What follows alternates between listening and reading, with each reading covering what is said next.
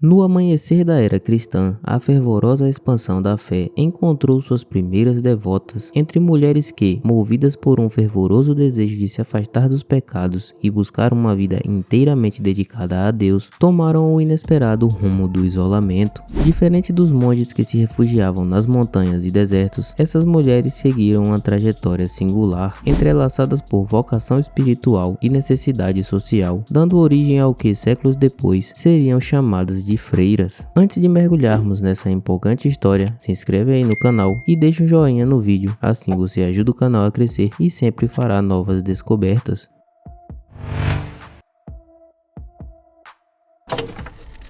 Você sabia que a Amazon Prime é muito mais do que apenas entrega rápida? Com a Amazon Prime, você tem frete grátis em milhões de produtos com entregas em até 2 dias. Mas não para por aí. Aproveite o Prime Video com milhares de filmes e séries, incluindo produções originais incríveis. Gosta de música? O Prime Music oferece milhões de músicas sem anúncios e sem custos adicionais. E para os amantes da leitura, o Prime Reading dá acesso a uma vasta seleção de e-books e revistas. Tudo isso e muito mais por um preço que cabe no seu bolso. Inscreva-se agora e aproveite 30 dias gratuitos. Clique no link da descrição e experimente agora.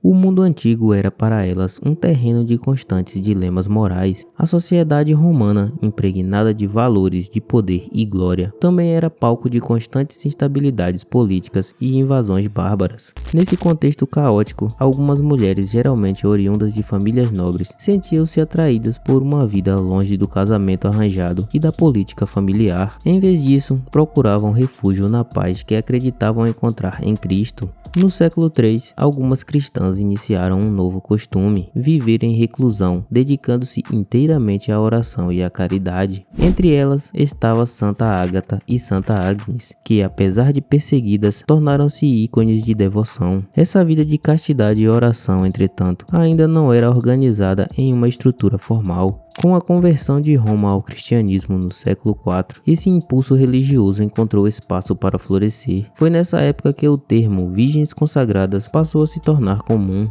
Mulheres que escolhiam viver essa vida de devoção passavam a ser respeitadas na comunidade cristã e recebiam um status especial na igreja. Um símbolo claro dessa entrega total era o véu, uma tradição que marcava o compromisso da mulher com Deus e simbolizava sua entrega absoluta. A estrutura das primeiras comunidades começou a surgir no Egito e na Síria. Inspiradas pelo exemplo dos monges, mulheres começaram a formar pequenas comunidades para orar e trabalhar juntas, geralmente sob a liderança de uma mãe superior, também chamada de abadesa. Ali, afastadas das tensões do mundo e protegidas da violência que assolava as cidades, as primeiras freiras estabeleceram uma rotina de disciplina. Durante as horas de orações, recitavam os salmos e o restante do tempo era dedicado ao trabalho, geralmente em atividades de cultivo e costura ou cópia de manuscritos. À medida que o cristianismo se espalhou pela Europa, as freiras assumiram uma importância ainda maior. Em regiões onde as invasões bárbaras destruíam cidades e deixavam a população em desespero, os mosteiros femininos surgiram como verdadeiros portos seguros, oferecendo abrigo, alimento e ensinamento cristão.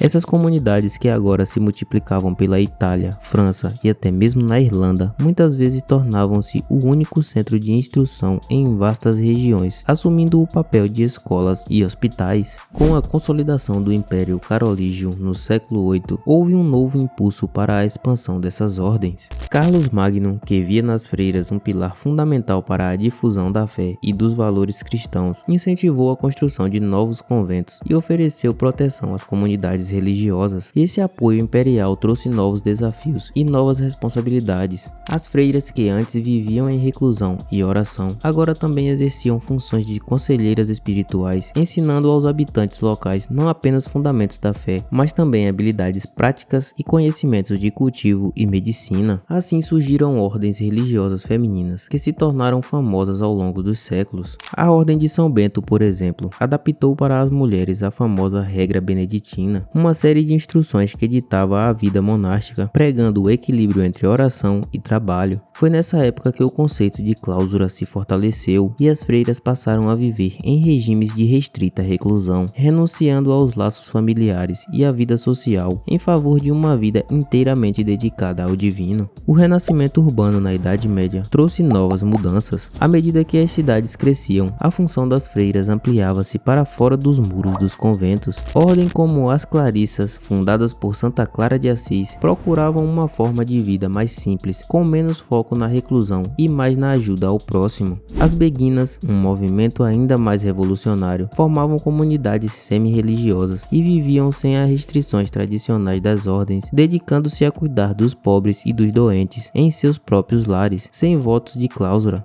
Entre as paredes de pedra e os vitrais coloridos dos conventos, as freiras continuavam a expandir seu papel. Muitas ordens desenvolviam conhecimentos específicos de cura e preparo de ervas medicinais e outras investiam em educação. Em uma época que o conhecimento era um privilégio, esses conventos eram um dos raros espaços em que as mulheres podiam aprender a ler e escrever, sendo muitas vezes responsáveis pela produção e preservação de manuscritos sagrados e literários. Porém, no final da Idade Média e com a Reforma Protestante, a vida conventual passou por severas provações. No século XVI, muitos conventos foram fechados e algumas ordens femininas desapareceram, mas para as freiras que permaneceram, esses desafios só fortaleceram sua fé e renovaram sua missão. Com a chegada das ordens medicantes, como as Ursulinas e as Visitandinas, a educação feminina tornou-se um dos principais focos das freiras. Suas escolas tornaram-se respeitadas e atraíam jovens de diferentes classes, desempenhando um papel essencial na formação de futuras gerações. Assim, ao longo dos séculos, as freiras se tornaram muito mais do que mulheres dedicadas à oração. Eram educadoras, curandeiras e protetoras da fé, desempenhando papéis fundamentais em sociedades muitas vezes hostis e em constante transformação. Esse foi o passado das freiras. Curtiu fazer essa descoberta? Conte aí nos comentários e assista um dos vídeos sugeridos aí na sua tela para fazer uma nova descoberta. E até a próxima!